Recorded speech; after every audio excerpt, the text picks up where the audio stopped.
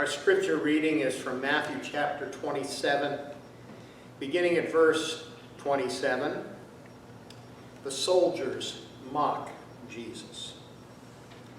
Then the governor's soldiers took Jesus into the praetorium and gathered the whole company of soldiers around him. They stripped him and put a scarlet robe on him, then twisted together a crown of thorns and set it on his head. They put a staff in his right hand. Then they knelt in front of him and mocked him. "Hail, King of the Jews," they said. They spit on him, took the staff, and struck him on the head over and over. After they had mocked him, they took the robe off of him, put his own clothes back on him, and then they let him out to be crucified. Again, our theme for this Lenten season is the crucified King. Last week, we talked about Jesus being condemned, that humanity condemns God for acting like God. The week before, we talked about denial, and the fact that they even denied that he was who he said he was. Tonight, we talk about him being mocked.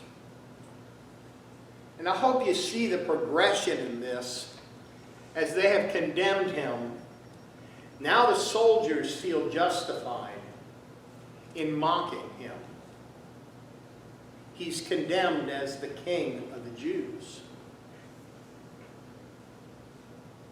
King of Kings, Lord of Lords, Wonderful Counselor, Mighty God. He thinks he's somebody. Well, now we've declared that he's going to be executed because he said he was king. So let's dress him up. And they mock him.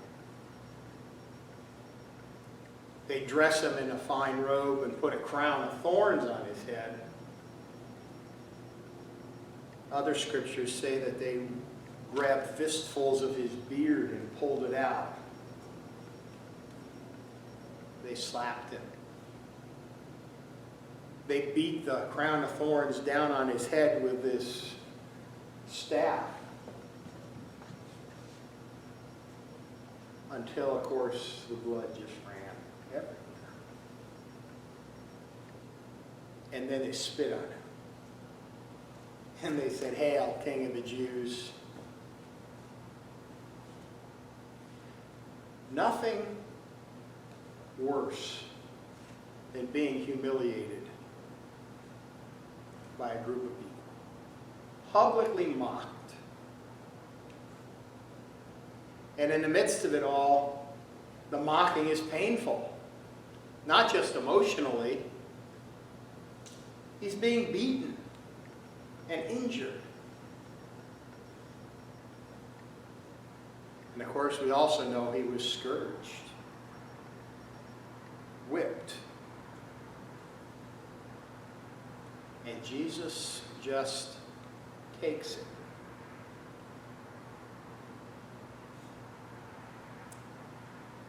Do we understand what he's doing? Again, he's trading places with us. He's becoming the victim, allowing us to mistreat him instead of him judging us. He lets us judge him, and then takes the penalty of being the one who claimed to be the judge, the king. Truly trading places with us. Can't even begin to imagine how much he loved us, the compassion that he had for us. Because as the Christ, he knew every single one of those men who was beating him.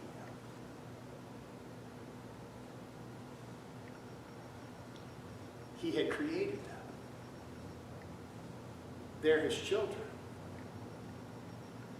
They're the ones he's going to the cross for because he loves them.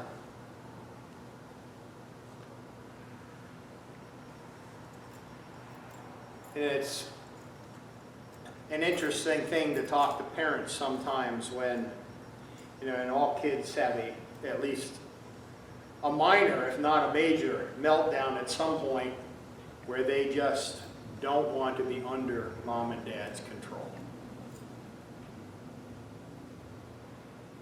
And there are those days where the kid yells and screams at mom or dad and says, "I hate you.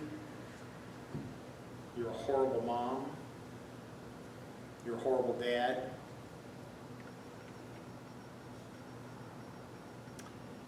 It's so painful.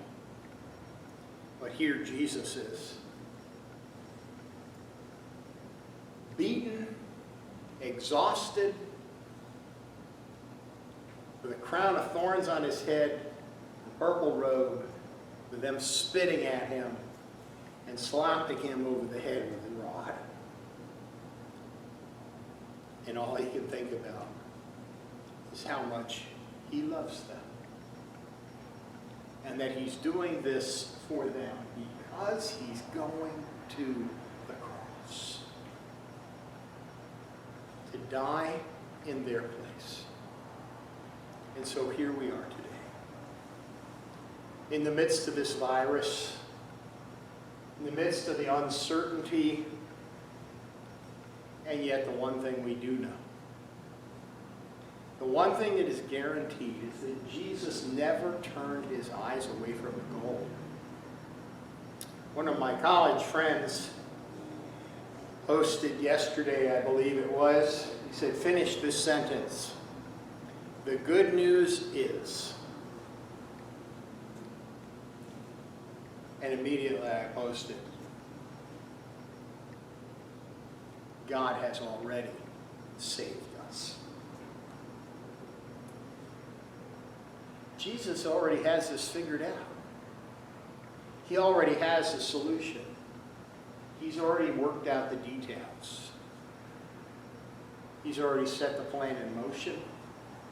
He's already working on it. It's already in the mix.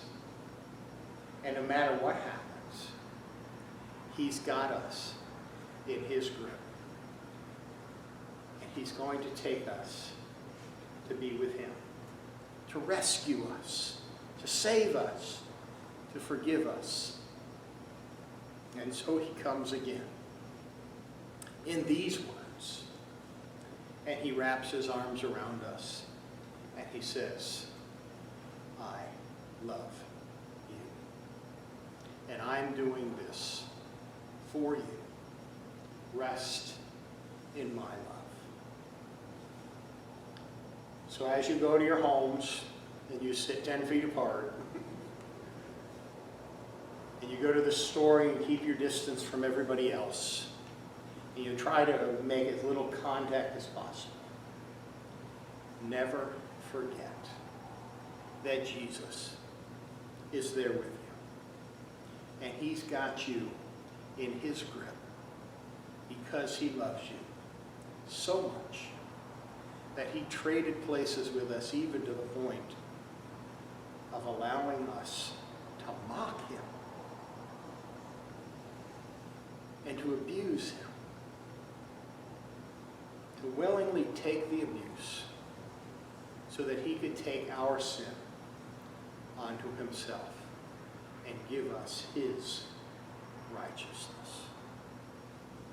May God give us the faith to continue believing and trusting in him. In the name of the Father, and of the Son, and of the Holy Spirit.